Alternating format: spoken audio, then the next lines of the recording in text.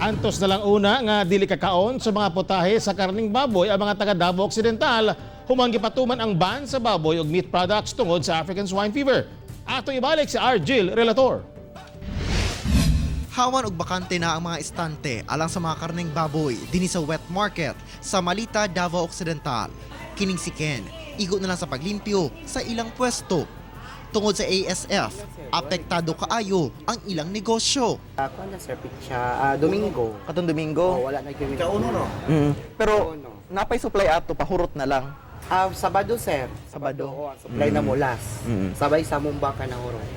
So pagkahuman ato wala na gyud mo'y nakuhaan. Wala na sir. Sumala pa sa mga manindahay kining usa ka hilera dinhi sa maya public market sa Malita na puno kini sa mga tinda kani adto nga karning baboy ug baka. Apan sa karon nga dunay ban sa karne sa baboy, maghulat na lang una sila sa desisyon sa gobyerno kung kanus sila pabalikon og tinda og karne sa baboy. Ingon man temporaryo karon magpabilin nga magtinda una na lang sila og karne sa baka. Kining si Arlene, antos una nga dili kakaon sa mga putaheng baboy. Siyempre, lami man gud pod og dili pod imong permente. Anytime lang maganahan, is mamalit po tagkaine. So karon, So karon wala. Gulay, manok, isda.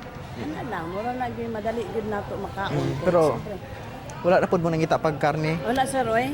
Kay kung unsa may giingon nga gibawal, so ibawal gyud nato kay para mo po na sa ato ang panglawas sa siyempre nagud may mga anak. Apektado sab ang mga karenderya. Oh, pero pag sugod niyo paninda diri kay bag-o pa man mo, namoy mga putaheng karne. Oo. So sa karon mga kapuso, ang mga putahe sa mga karinderya nga among ipang-adtuan, wala na gi-supply sa karne, busa ang mga ilang sudan nga ilang paninda, pulos na lang mga isda, gulay ug manok nga mga putahe. Gawa sa mga apektadong negosyo, labang apektado ang panginabuhian sa mga residenteng nagsaliglang sa kita sa pagbaligya ug baboy. Kauban si Jojo Solarte sa kamera. Ako si Argil Relator para sa One Mindanao.